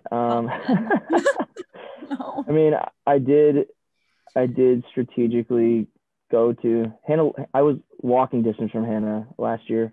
We both went south, and like we DM'd on Instagram, just back and forth, like every once in a while, just because like there was no reason for us to talk because nothing was going on in the game. But like we kind of were both like, all right, let's meet up. So I sat at her apartment probably 2 or 3 separate occasions for multiple hours, and she did most of the talking probably, and she she basically just spilled all the information on their tribe. And well, I didn't spill it. I wanted you to know it. Right, and basically I was like, is it really this easy? You know, it was fun. And as soon as Austin and Mike basically alienated the rest of their tribe by picking Sean and Derek in the transitional tribe, and there was the entire group of people that I worked with were right there, I knew that you only get a few chances to do that, to vote somebody off as polarizing as Hannah. You only get a few chances, and it has to go perfect to do it, or she probably could have went all the way. Because if you make the mistake like that, I couldn't have gone. I could not have gone all the way. Like listen, that is like bullshit. Just listen to me. Just listen. Okay, go on. If you make the mistake of keeping you in the game when you know that we all wanted you out, then you know I'm a liar. You know everyone else is a liar. So that would have put a big target on our back. But I think the key to all that was everybody knowing how big of a threat you were. It was very prevalent, I guess, early on because, I mean, nobody knew about the fake idols or anything like that. But, I mean, not even the super fan label, but you were just very passionate about the game. And I think it was me kind of saying, okay, she's definitely in the way of me winning at the end if she gets there. So it was kind of me bringing it up to everyone else, and everyone else definitely wanted to do it too. I mean, it was on other people's minds besides my own. Right. Yeah. But like I had no power or insulation in my own tribe. And like if you would have told Jack or Geneva where to vote, actually, they would have done that. And Geneva would not have saved me. Mitch would not have saved me. I think they would have voted me out. I disagree. So I was a goofball that had nowhere to go. I was dead the minute I voted out Aaron and then voted out Noah that week. Right? Austin wanted me out. Mike wanted me out. Erica wanted me out. I had nowhere to go. Addie wasn't even, Addie was on another world. And Megan was great, but unfortunately she's not here. So like, I don't think that was in your best interest, but sure. You voted out the entertainment value. I disagree with you for a second. Valentina, I don't have frosted tips. Austin did think I was blonde though, which just shows how much he knew about me during the game.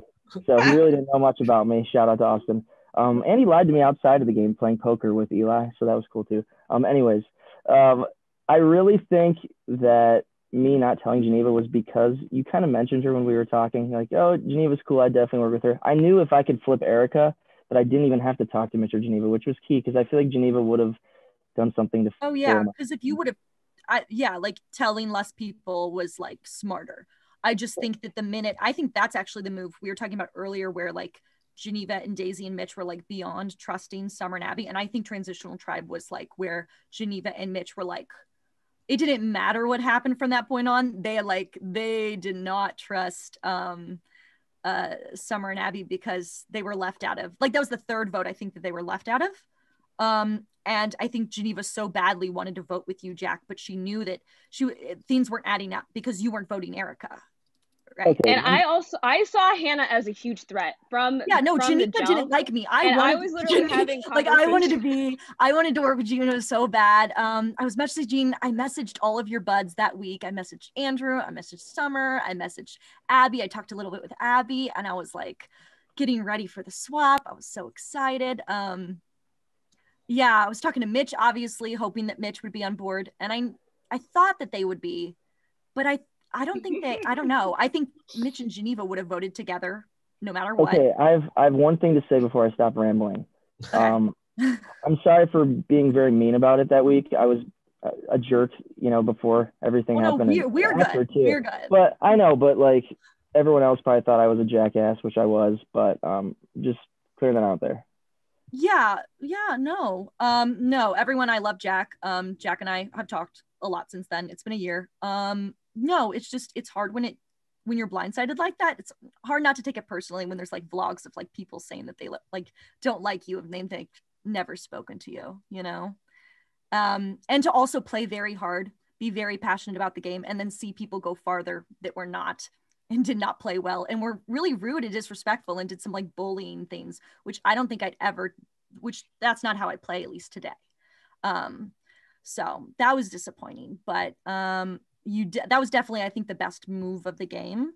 I think the most clearly executed move of the game. It was pretty wild. Oh yeah. Who else has thoughts? Eric, you had something? You were raising your hand before? Yeah, I just wanted to say one thing you said, Hannah, was that you thought you were dead in the water after you voted Aaron. I don't know if there's definitely some truth to that, because you're right. Like week 1, there's already murmurs, but I just want to say, like, in the beginning, you were my number 1 ally. Like I trusted you 100%. Oh, I know. I was. Yeah, no, I know. I was totally grooming you. Right. But it didn't matter, because the minute I lost Austin, Mike, and Erica's trust was the minute I was done in this game. Right. But I guess the important thing about what I was trying to say, though, is that when you say you were dead in the water, it kind of makes it seem like it was a matter of circumstance. But I think there also is some personal responsibility that needs to be taken there, because part of the reason why so many people wanted you out is just because of some of your actions. Like, for example, you led me to a fake idol, and obviously that lost my trust. And then as soon as I told everybody else was like, I told Austin, Mike, and Erica, and then any ounce of trust that they had in you at that point was gone. And then even during the transition tribe, when you were throwing out Erica's name there, that's when she really decided, okay, I'm done. I wasn't throwing out Erica's name. Jack was. Okay. I never wanted to vote a Zeleny member, because why would that serve me? It was a ruse. Any Erica's name being thrown out there was a ruse to get Erica to flush an idol, or like I never actually wanted Erica to go, because that doesn't right. like. But this is a game. This is a game of telephone, and people don't know that. So. Oh, you're trying to tell me what this game is, Derek? I'm just saying. I'm not trying to cause drama. I messed up. I messed up big time. I should never have like done the fake idol shit or like led people to my fake idols, but it was a fun bit and it was hilarious and people loved to watch it. So I take personal responsibility, and I take personal responsibility for like fucking being the one person at the first Zeleny tribal, and Addie and Megan weren't even there to accept responsibility for what happened. So like, I accept responsibility. I know what this game is. I've had a year to think about my mistakes in this game.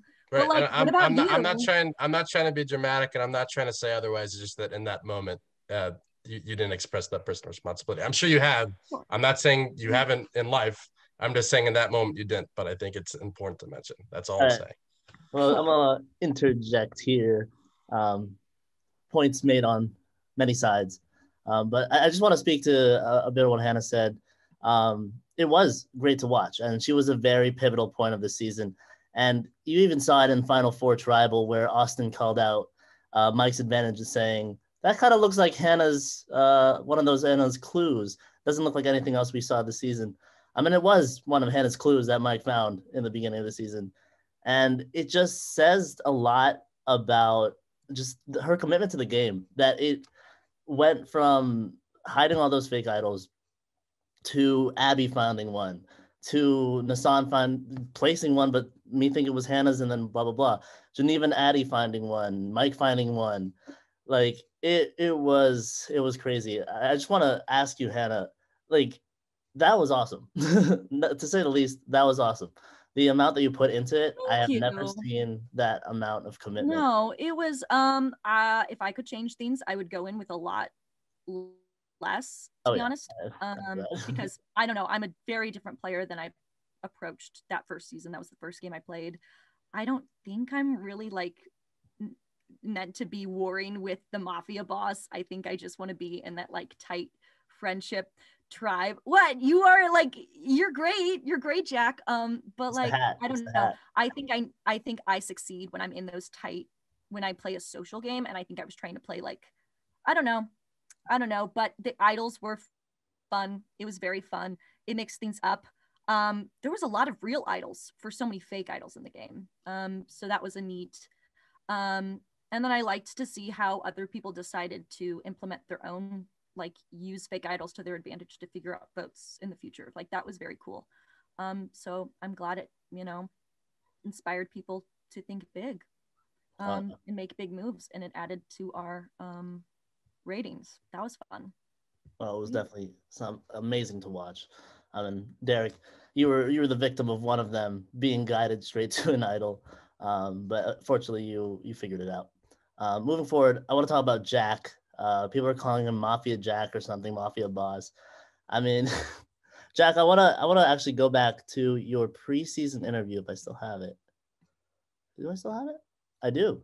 How you basically tell it how it is. You kind of give yourself an outlook on what you want to do, and I think it rings true.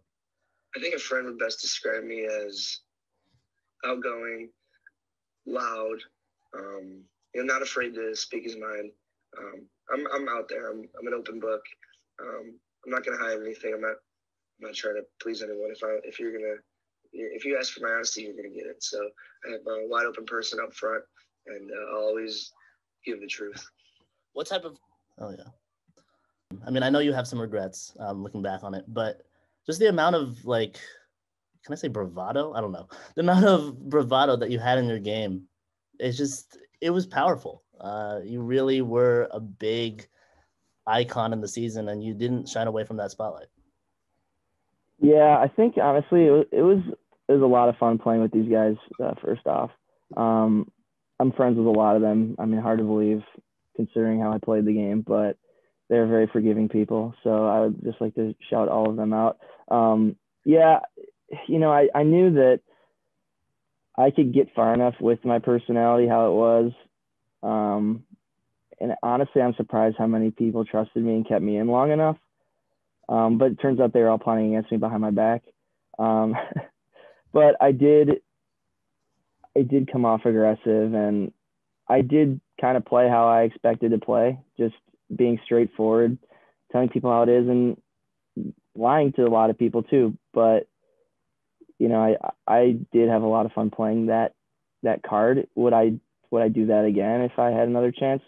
Probably not, because it's not a recipe to win, clearly. All right. Does anyone have any questions for Jack? I have a comment. Because Jack and I had an interesting relationship. I will just say, he definitely has an arrogance about him. We all know that. He's admitted it. And so like what I found that he did during the game that was honestly very successful is we'd all be jabbering away about what to do. We're so scared. What do we do? How's this vote gonna go? Like I just imagine us like all talking in a circle, literally like jabbering away, not knowing what to do. And then Jack would just kind of sweep in and be like, here's what we're gonna do. We're gonna do this, we're gonna vote them out, it's gonna be easy. And I feel like most of the time the issue was that his thinking was right. And I think if I had listened to him more, we would have been more successful. But the fact that I knew he was right annoyed me because I was like, I don't want to be listening to Jack's moves. I want to be listening to my own. So I knew he was right, but I was just like, he'd come in with the arrogance, and I was like, I don't want to listen to you just because you sound like you know what you're doing. The annoying part was he did know what he was doing, but I was just like, I don't want to listen to that. So that's why I ultimately didn't work with him. But I give him credit because he was very convincing. That's facts. The fact that you say that you didn't work with me, I mean, we were on the same tribe for a long time. Okay, I didn't want to. Okay, all right, that's fair. I mean, yeah, she does make a good point. There's a lot of time where there's just uncertainty, and I didn't want to come in being arrogant, but I was in my head, I'm thinking, this is going to be way easier than they're saying. It's like they're saying, oh, this is going to be hard. How do we pull this off? I mean, I was trying to be more of a calming, controlling presence, I guess, but it didn't come across as calm. I was trying to just tell them just to relax, and if we do this and we just do what we're going to do, it's going to happen, and it's going to be easy. So that was kind of the approach I had to those comments. Well, however it was done, it was miraculous to see. And it was one of the most wild tribal councils with a double idol. But yeah.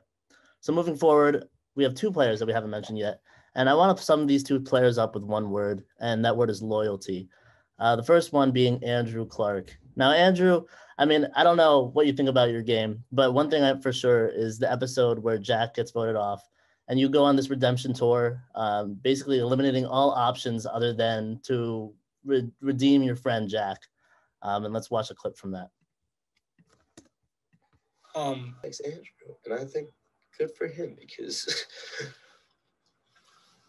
I feel like he's really threatening and he knows what he's doing, but until today, they all thought that he was just like dumb and going along with it. And I was like, what do you like? I feel like he knows what he's doing. I could be fooled and like he actually has never seen the show and it's just no clue what he's doing. But all right, second vlog of the day. Update on where we're at. So I said earlier that I feel like people looked at me as the weakest between me, Eli, and Jack. Whether or not that's true, I'm making moves this week. I'm pissed off. Both of them are gone. And I want to go on a revenge tour, basically. Simple as that.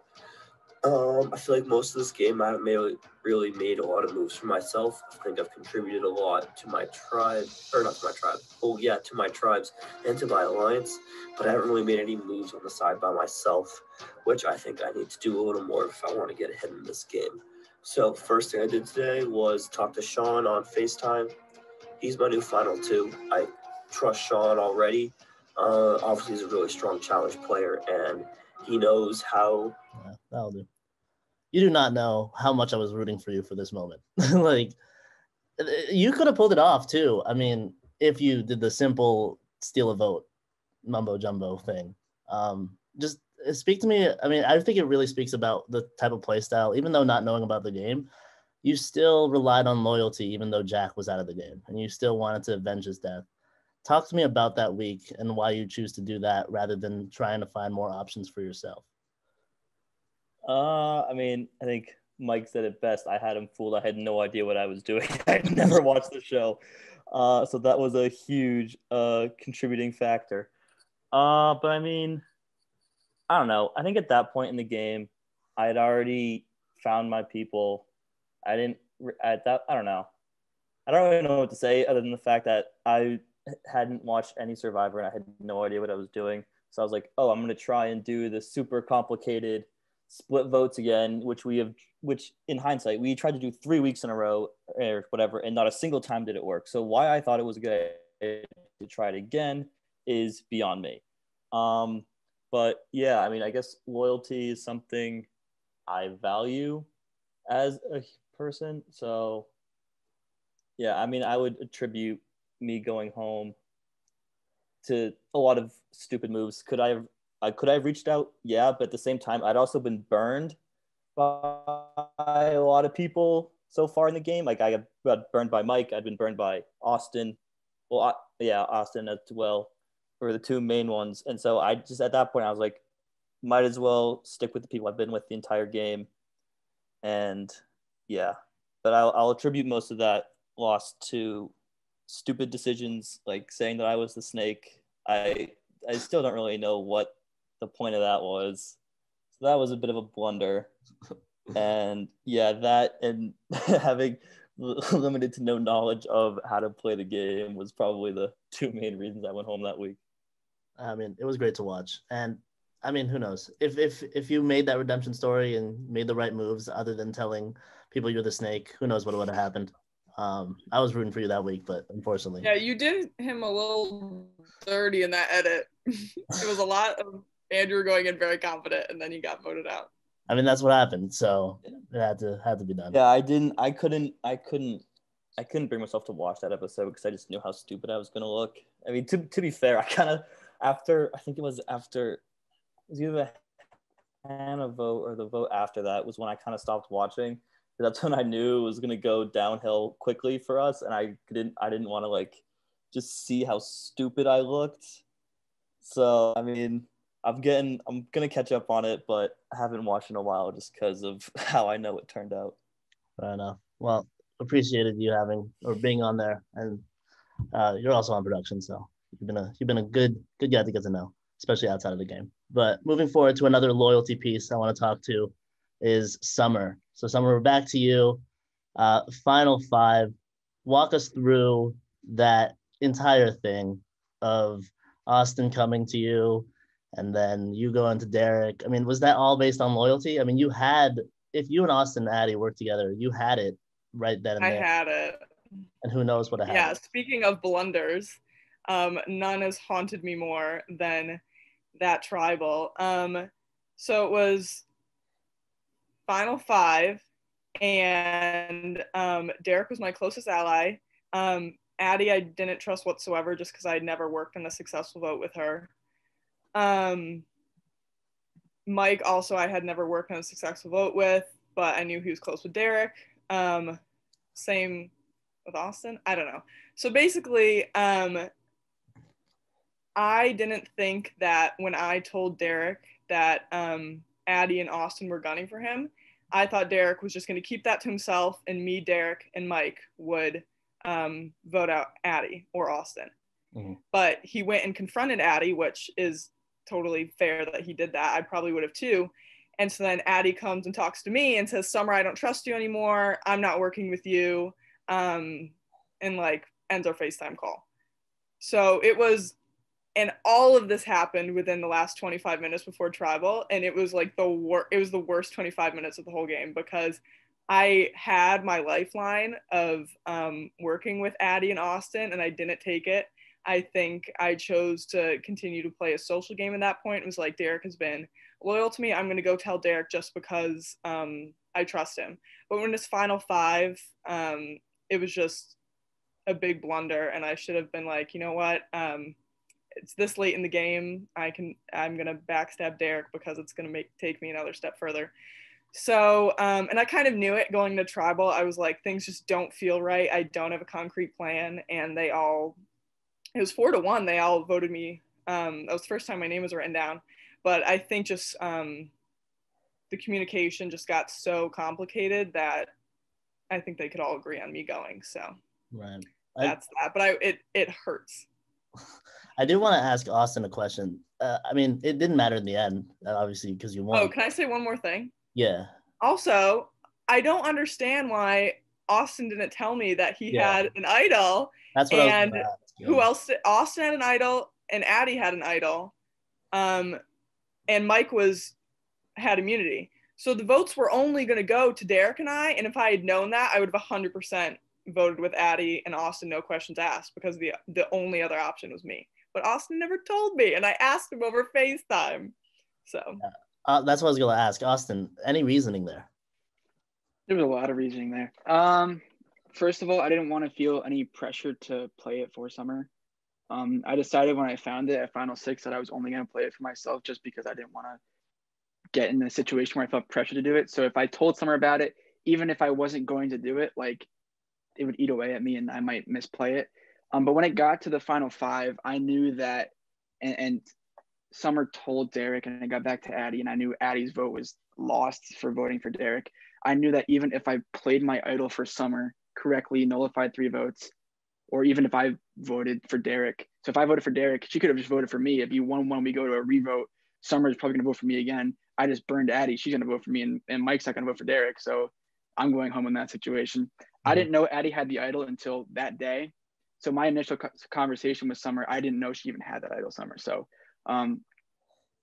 looking back at it, I've thought about what would happen. Like, I would have just voted you out Final Four anyway, but that was probably enough for you to at least get a chance to keep playing. It was just one of those things. I didn't want to like pressure myself into misplaying it and then regretting that. Yeah, and it was smart for Austin. I mean, I think Heidi, UConn player, said it best in the post show, for you to vote with Addie there, because that solidified you and Addie's relationship, especially moving forward in the Final Four, where she ultimately voted with you. Yeah, that was what I like. my objective at the final 5 after like getting blindsided with Geneva going home the vote before wasn't to like get Summer to be my ally at Final 4. It was to just get one vote to not vote me out at that next stage. Mm-hmm. And Summer's coming back. Her screen froze. Okay, Derek, you had something?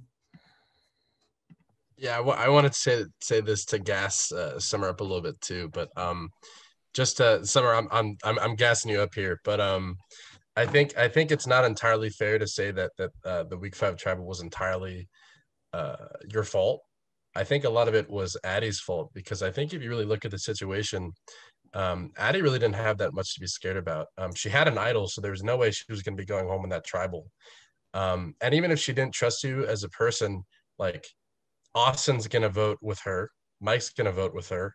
Nobody wants to see you in Final 2 because we all know that everybody on your alliance is on the jury. So I really think that it was a lot of her mistake too that ultimately fucked you over, and not just your mistake. So that's fair. That's a good point.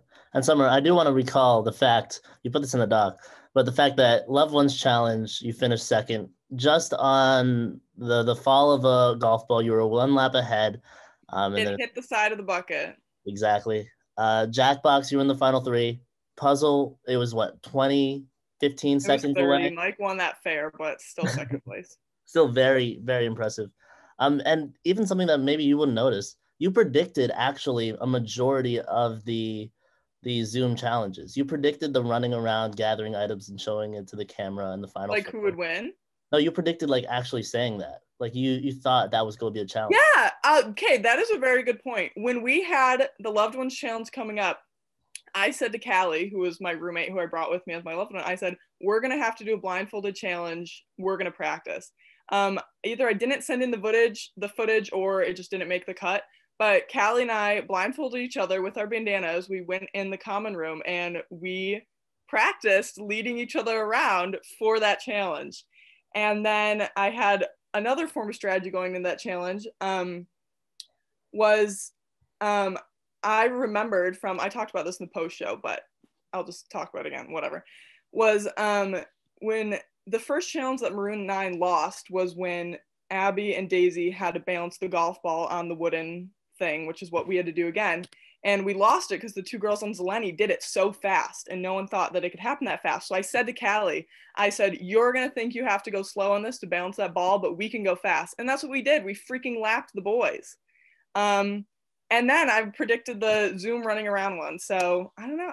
It just didn't work out, but like, it was not because I wasn't prepared or I wasn't dedicated, because I was trying my hardest. Oh yeah, you never gave up. If there was something to say about you, you never gave up. And you even predicted the trivia Final 4 tiebreaker trivia of the season 2. I'm somewhere in there. But yeah, any final words, Summer? I do have a final statement, which I didn't remember until a few minutes ago. But I would just like everyone to know that if I had made it to Final 2, I had my speech planned out, and if I'd made it to Final 2, I already made it clear to my Maroon 5 alliance, but I would have said it in front of everyone.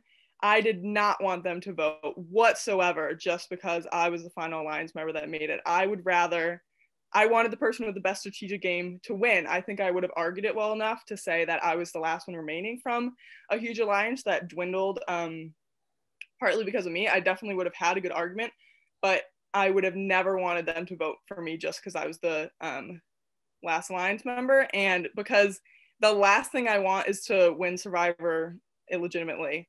I'm not saying Austin did. He had a fair win, but that's the very last thing I would have wanted. So I would have made it very clear in my final speech that if you don't think I deserve to win, don't vote for me, because that's just not how the game works. So that was my final words, and I had a great time working with you all. And that's that. Hell yeah. I love it. I love it. Good claps on that. So yeah, I mean, that's pretty much the reunion based on me going to everyone individually. I want to give you guys an opportunity to shout out any moments or challenges that you liked, or any person you want to call out for great gameplay. Feel free. I love you, Nassan. That's all I have to say. I love Nassan too. I hated that we voted him out, and looking back, downfall. I'm so sorry. It's all Summer and Abby's fault. You guys are good. It's not our fault. I love you. Let's just say I'm glad that this was a year later instead of like right after the season, because I think my anger would have been misplaced. Yeah, I was gonna say even within the last 2 weeks, I found some closure with different players, including Geneva. I don't know why it took us so long to finally talk, but we had some good texting back and forth, and I think we understood each other more. And so I am glad that we waited this long, because I'm, no more hard feelings.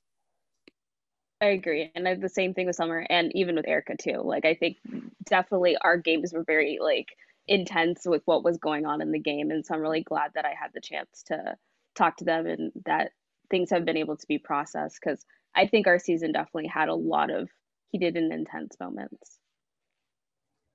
Well, there you have it. You just watched season 2. What a spectacular cast. Great games, great strategic gameplay, great icons within the Survivor College community. Congratulations ultimately to Austin being the second sole survivor. Definitely valid. Thank you guys, everyone, for a great season on season 2. And we'll be back for season 3 just around the corner. Have a good night.